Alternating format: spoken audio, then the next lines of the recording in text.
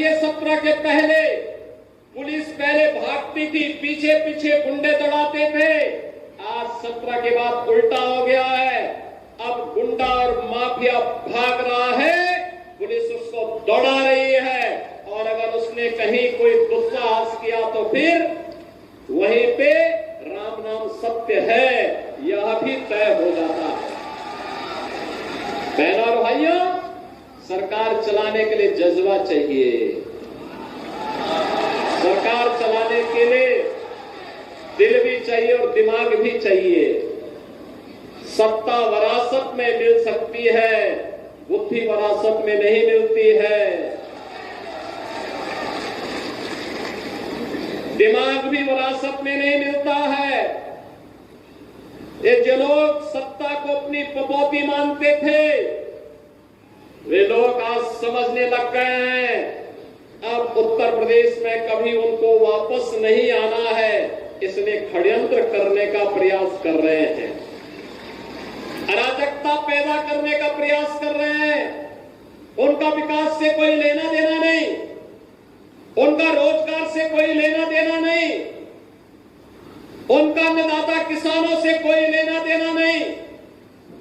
बेटी की सुरक्षा हो, इससे उनका दूर दूर का कोई रिश्ता नहीं। उनको व्यापारी का सम्मान हो, इससे भी कोई दूर दूर तक रिश्ता नहीं। और तो आप देखते होंगे जब उनके किसी एक माफिया शागिर्द को, किसी डकैत को जो पुलिस मुठभेड़ में मारा जाता है, जब मारा जाता है तो इनकी दुखती हुई नस पर जैसे पुलिस ने उंगली रख दी हो, तब ये चिल्लाने लगते हैं। आप मुझे बताओ, जो डकैत पुलिस मुठभेड़ में मारा गया,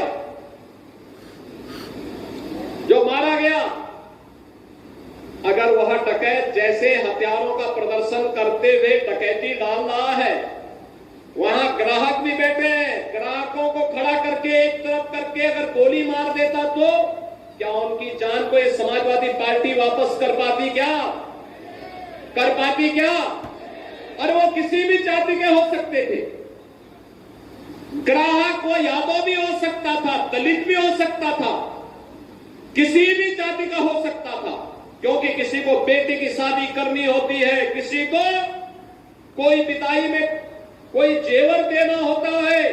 जेवर की परंपरा हमारे इतिहास का एक महत्वपूर्ण कार्य का हिस्सा है, मांगलिक और एक शुभ कर्म का हिस्सा माना जाता है। और अगर जेवर खरीदने के लिए किसी शराब और किसी सुनार के घर में, व्यवसायिक प्रतिष्ठान में कोई ग्राहक गया है और उस ग्राहक के साथ लूट हो, उस व्यापारी के साथ सरेआम लूट हो, डकैती डाल करके करोड़ों रुपए की डकैती डाल दी जाए, अगर डकैत हत्या करके भाग गया और पुलिस के पास सुराग नहीं मिलती तो यही लोग बोलते देखिए साहब अराजकता है। और अगर पुलिस ने पकड़ लिया, कार्रवाई कर दी और फिर मुठभेड़ में, आपसी मुठभेड़ में डकैत मारा जा रहा है, तो समाजवादी पार्टी को बुरा लग रहा है, कह रहे साहब ये नहीं होना चाहिए था। तो क्या होना चाहिए था, पूछना चाहिए।